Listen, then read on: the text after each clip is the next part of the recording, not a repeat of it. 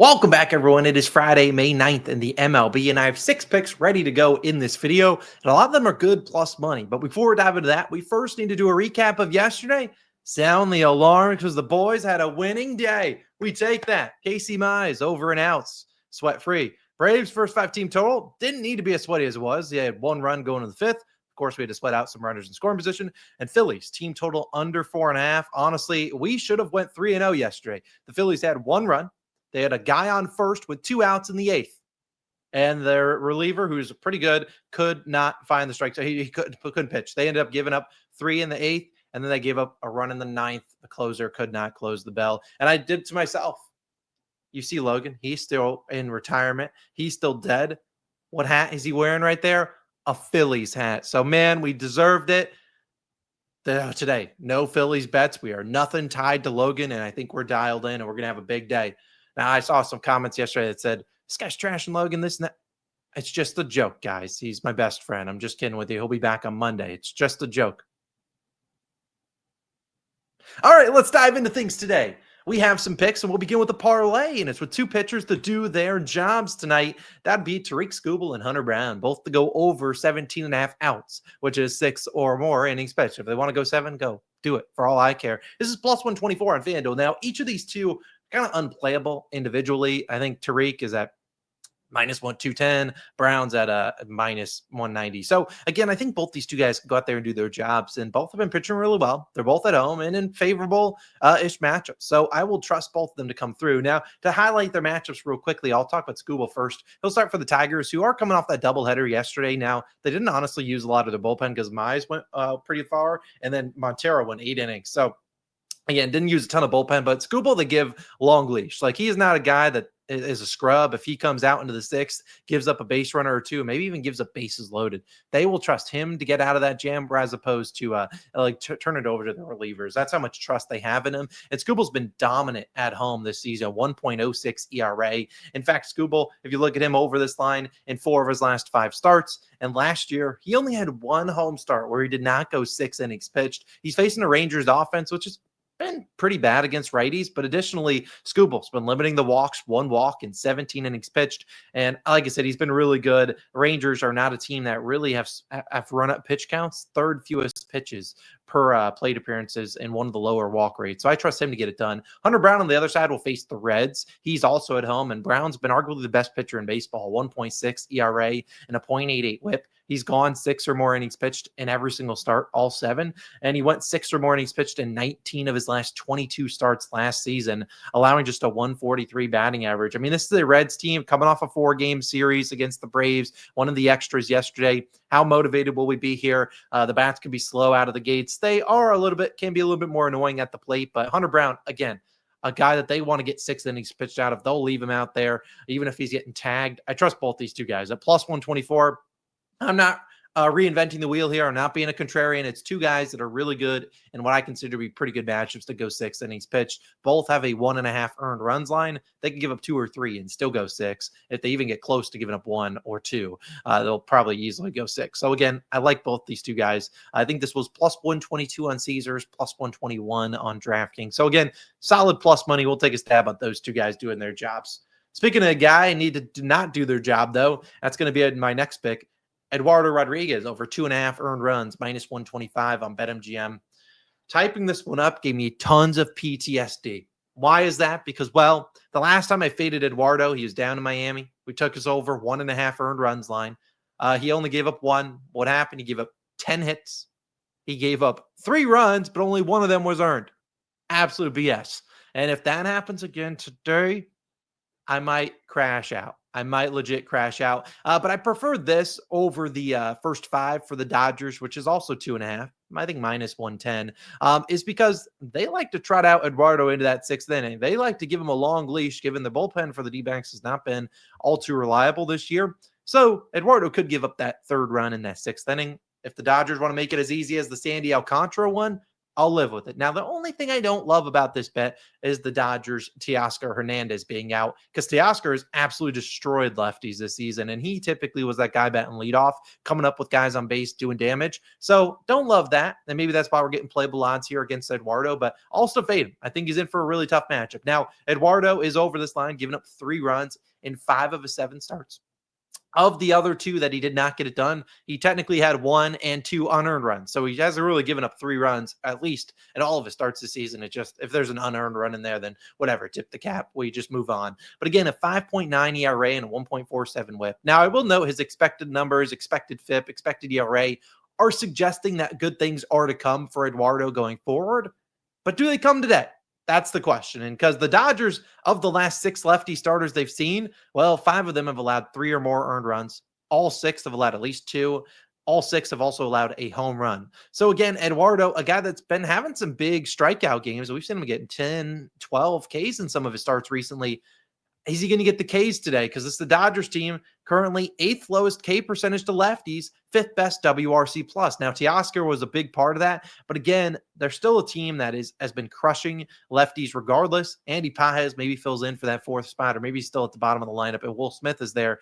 Again, I just look at this. Erod has really struggled against righties and lefties. Lefties have a 348 on base percentage, righties 325. 286 batting average with runners in scoring position, 333 batting average with runners in scoring position, and 2 outs. His last 3 starts versus the Dodgers, 4, 5, and 3 earned runs last year. All these things to say, I think the Dodgers coming off a loss, 1 game to adjust, being back in Chase Field. I think they put up 3 on him. They're going to have base runners galore here. Let's just hope they can capitalize. I know I said his expected numbers are better, but again, 5th percentile in pitching run value, 1st in off-speed run value. He has struggled. I think better things are coming. Are better things coming against one of the better teams against lefties? I don't think so. So I'll take his over 2.5 earned runs. So if the Dodgers can come through for us. My third play of the day is actually will be broken up into 3rd and a 4th play. And you'll understand why. One is a 1-unit play. One's just a quarter unit. Let's talk about this late night game, Yankees and Athletics. Both teams to score 2 runs in the first 5 innings. That is plus 105 on DraftKings, a 1-unit play. I'm also taking them both to score 3+ at plus 230. Now, this is only a quarter unit play. So if we're going to win one, we can't win one without, we can win one without the other, but we can't win this one without hitting the first one. Again, this is plus 230. Originally, I was going to play this for just a half unit and call it a day, but I really like the both teams to get going in that first 5 innings.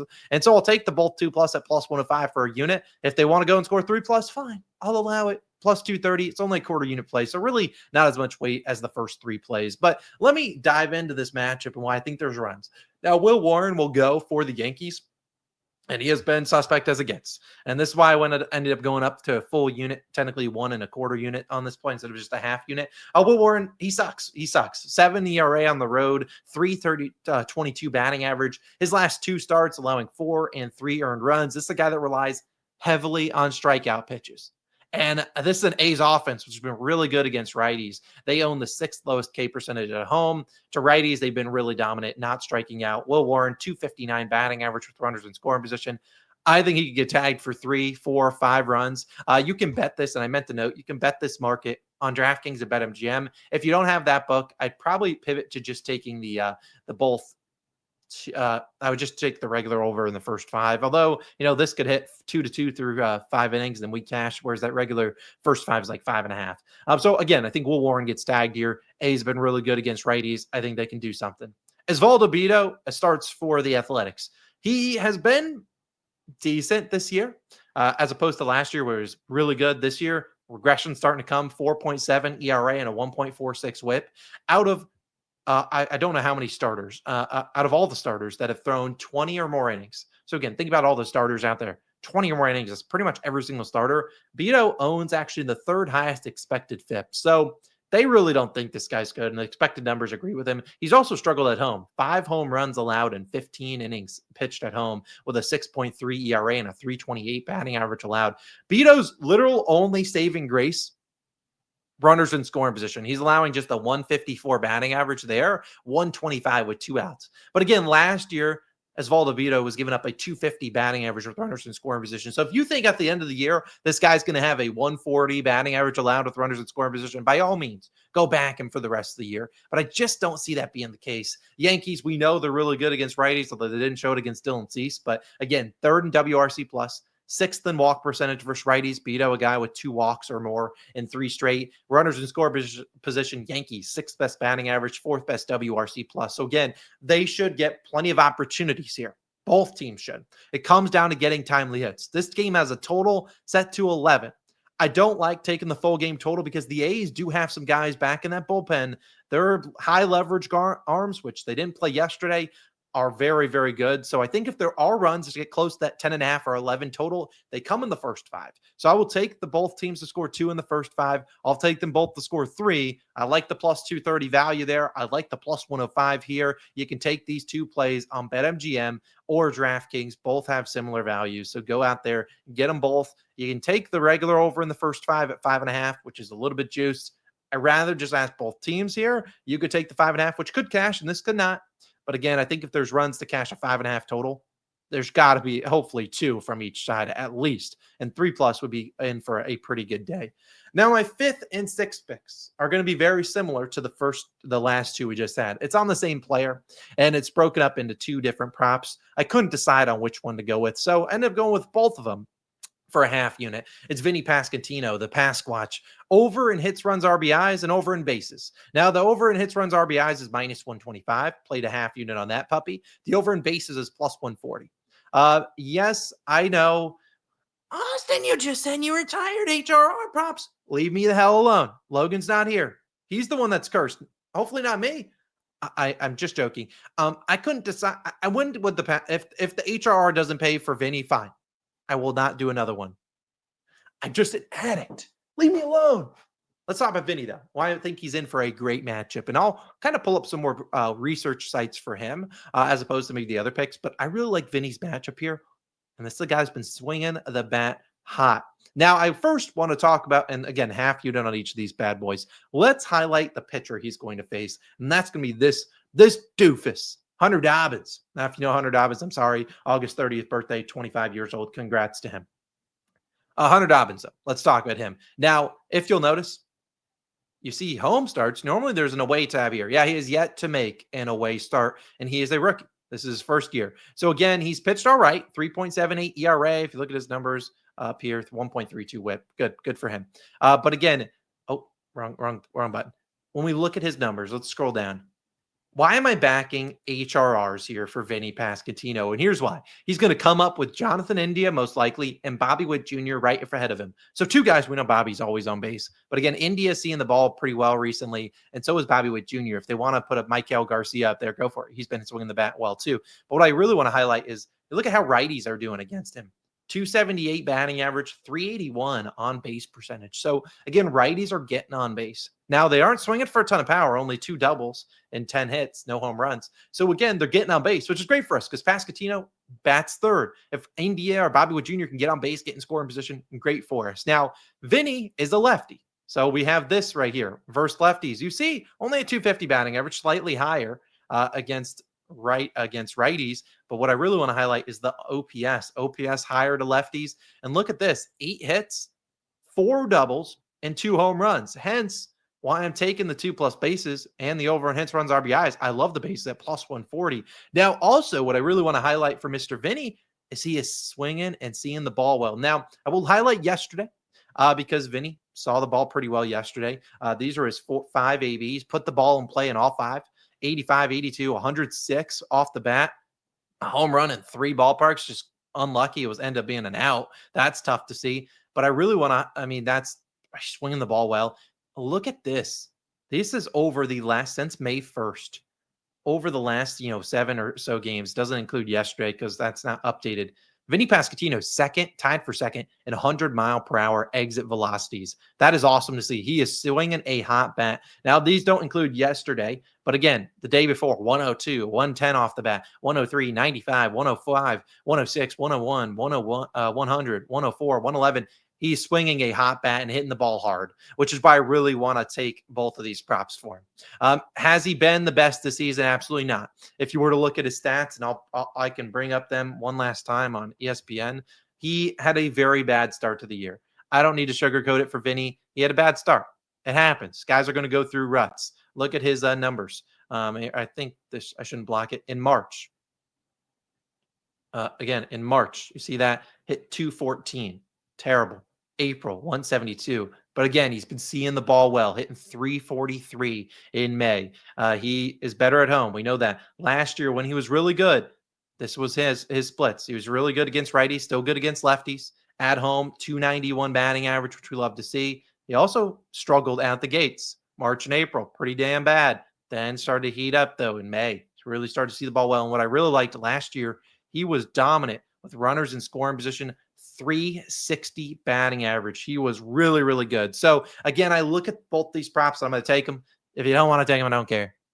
I don't. But I really like the over in hits, runs, RBIs because I think he comes up with guys on base. I like the over in bases, given how hard he's hitting the ball. He is well overdue for a home run. Has he hit a home run recently? When was his last homer? He has hit a home run in 4 games. Vinnie Pasquantino is a launch one, the Pasquatch, hitting a homer today. Let me look at his home run value. If I had to pick one guy to hit a homer, I feel like it's him or Tyler Soderstrom. He's also hitting the ball well. Vinny, let me see. Player to hit a home run. Let's see. Oh, man. Oh, jeez. Tell me I can get Vinny at plus 700? Hey, if you're looking for a long shot. Vinny to hit a dong. Come on now. But those are my favorite picks of the day. And I think we are in for a massive day. We should have swept yesterday. If we sweep today, we might be back. But again, to recap the picks, let's do it real quick. Scooble and Hunter Brown both to go 6 innings pitched over 17.5 outs plus 124. Eduardo Rodriguez over and earned runs 2.5 minus 125 for a unit. 1 unit on both to score 2 in the Yankees Athletics game. A quarter unit, so nothing crazy, and both to score 3 in the first 5. Again, in that Yankees and Athletics game, and then Vinnie Pasquantino, the Pasquatch, over 1.5 hits, runs, RBIs, over 1.5 bases, a half unit on each. So while it does look like 6 picks, we have a unit here, a unit here, a unit here. So that's 3 units, a quarter unit here. So 3 1/4, and then 1 full unit here on Vinny. So again, not the biggest units risked here, 4 2/4. So nothing too crazy. I really like the card today. I really like yesterday's card. It should have been a 3-0 sweep. Love the card today. Let's go 6-0. If we go 6-0 today, we might be back. Again, Logan probably returns on Monday, but if we get on a heater Friday, Saturday, Sunday, he might have to get kicked to the curb. Or I just give him plays and he just reads off my script. Joking aside, well, welcome back, Logan. He's out in Vegas, though, right now, and time difference to record is a little bit different. Either way, thank you guys, as always, for tuning in. Have a wonderful Friday. If you want to do me 2 favors, first 2 would be you can check out the NBA videos. We have 2 of them. They're both on the screen over here. Go watch them if you want. If you have already watched those, over here is my second channel. I'm doing some fun things over there with my wife. So go check that out. It's over there. Go check out the second channel if you want to. It's not sports betting content, so different. But again, it's fun stuff. You get to see a different side of Austin that isn't pissed off to win back these units for you guys in the MLB, because that's what I am right now. Thanks again. Have a great Friday. Have a great weekend. I'll see you guys back again on Saturday, hopefully recapping another winning day. Let's build some momentum. I'll see you guys back again in the next one. Peace.